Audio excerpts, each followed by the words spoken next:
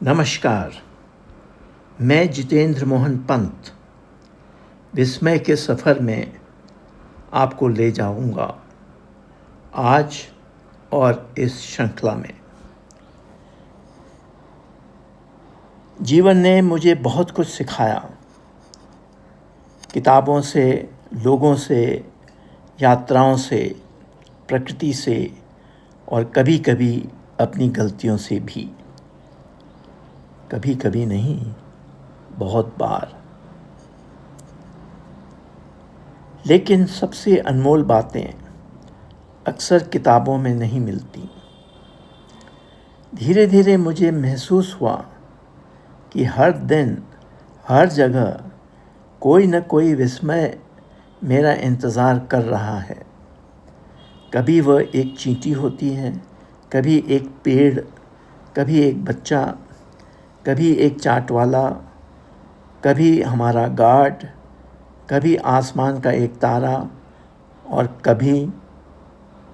फिर सिर्फ कभी नहीं, अनेकों बार मैं स्वयं। मैं कोई गुरु नहीं हूँ, मैं आपकी तरह जीवन का एक यात्री हूँ। मैं एक शिष्य हूँ, मैं जीवन भर कुछ सीखने की चेष्टा रखता हूँ। और क्योंकि कुछ वर्षों से मेरे चलने में दिक्कत आ गई है, एक नर्व की समस्या है, उसकी वजह से जीवन में मेरी गति धीमी हो गई। थोड़ा ठहर कर चलता हूँ, पर उसके अनेकों फ़ायदे हो गए हैं। मेरे देखने का तरीका बहुत फ़र्क हो गया है और काफ़ी तेज भी हो गया है, क्योंकि कई बार मैं जो चीज़ देखता हूँ वो औरों के ध्यान में नहीं आती, और उन चीज़ों को जब देखता हूँ या उनके बारे में पढ़ता हूँ या गौर करता हूँ या लोगों से बात करके अंदाज़ लगाता हूँ, तो वो मुझे विस्मित करता है। इस श्रृंखला में मैं इसी सफ़र पर आपके साथ चलूँगा। आपको आमंत्रित करता हूँ इस सफ़र में। उदाहरण के लिए,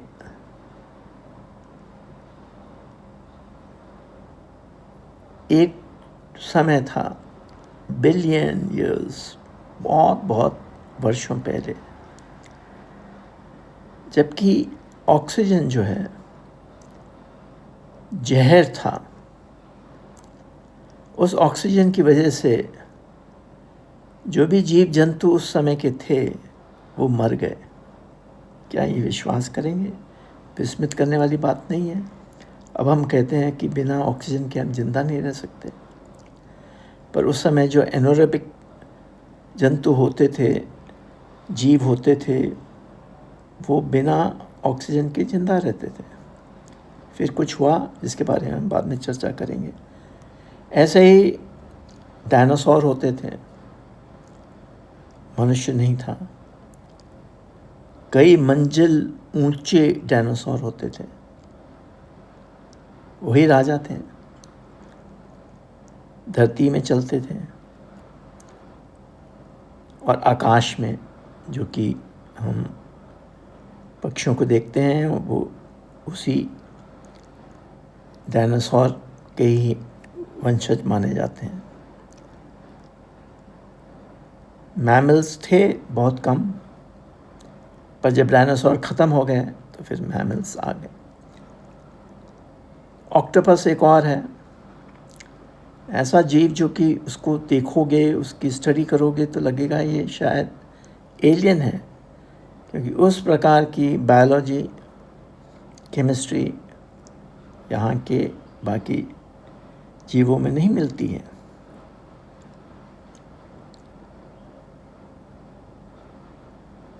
क्योंकि चलते हुए मैं अक्सर नीचे देखता हूँ तो मुझे चींटी दिखती है, कितनी मेहनत करती है। उसका एंटहिल आप तोड़ दो, वो फिर शुरू कर देती हैं। एक छोटा सा उसको कोई चीज़ मिले तो एक ग्रुप बना के, टीम बना के वो आगे ले जाते हैं। मुझे अर्थवर्म दिखाई देता है, वो भी बहुत उपयोगी होता है, केचुआ जिसको कहते हैं।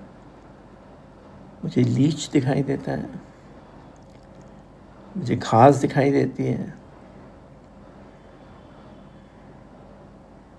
बाकी लोग घर में बैठ के ऑक्सीजन प्यूरीफायर चलाते हैं, मैं उनको कहता हूँ घास ऑक्सीजन देती है। और घास अगर भरी हुई है और फिर और छोटे छोटे प्लांट्स हैं, फिर बड़े बड़े वृक्ष हैं, उनके बीच में रहोगे तो फिर ऑक्सीजन प्यूरीफायर की क्या ज़रूरत है? प्रकृति ने दे रखा है ये सब। ये फ़ायदा होता है नीचे हर चीज़ को देखने का। फिर बिल्ली मेरी व्हीलचेयर की सीट में आके बैठ जाती है। बिल्ली को देख के मैं विस्मित होता हूँ, किस प्रकार से वो अपना शिकार करती है, कैसे अपना ब्रेकफास्ट, लंच सब खुद करती है, उसको किसी से मांगना नहीं पड़ता है। और जब शौच करेगी तो फिर उसकी सफाई भी खुद करती है। तो बिल्ली से सीखता हूँ। फिर चील तो बहुत ऊंचाई में मिलती है, लेकिन बाज दिख जाता है। बाज को देखते ही बाकी पक्षी भागने लगते हैं। ऐसा क्यों? वो मुझे विस्मित करता है। ऐसे अनेकों चीज़ें हैं जो विस्मय की हैं, और उनके बारे में मैं हर दिन चर्चा करना चाहता हूँ। अपने जो अनुभव हैं वो बताना चाहता हूँ। मुझे अच्छा लगता है, इसलिए ऐसा कर रहा हूँ। आइए आप भी साथ मिलकर मुझे सुने, और कुछ आप भी मुझे बता सकते हैं ऐसी विस्मय करने वाली घटना जो आपके साथ गुजरी हो। प्रकृति से बहुत कुछ सीखने को है, असल में सारा कुछ उसी से सीखने को है। तो स्वागत है, विस्मित रहिए। धन्यवाद।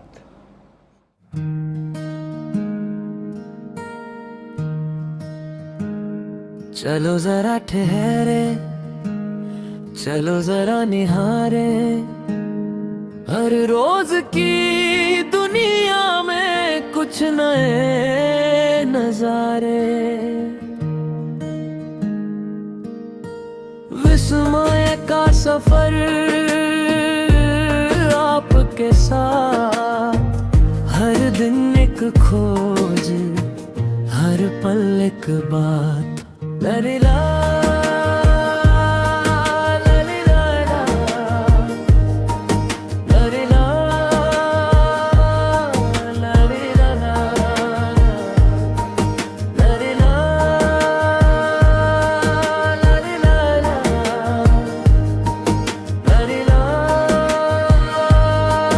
लरिला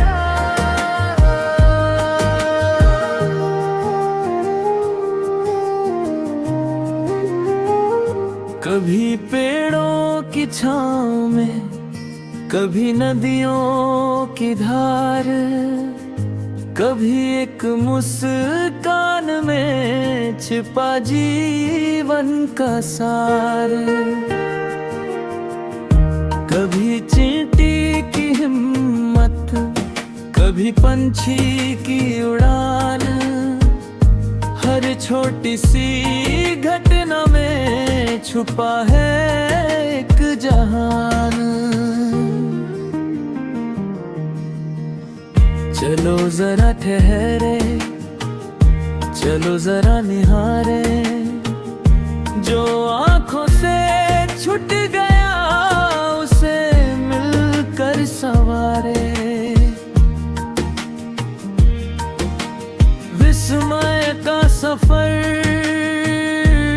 आपके साथ, विस्मित रहिए हर दिन हर बात। डरना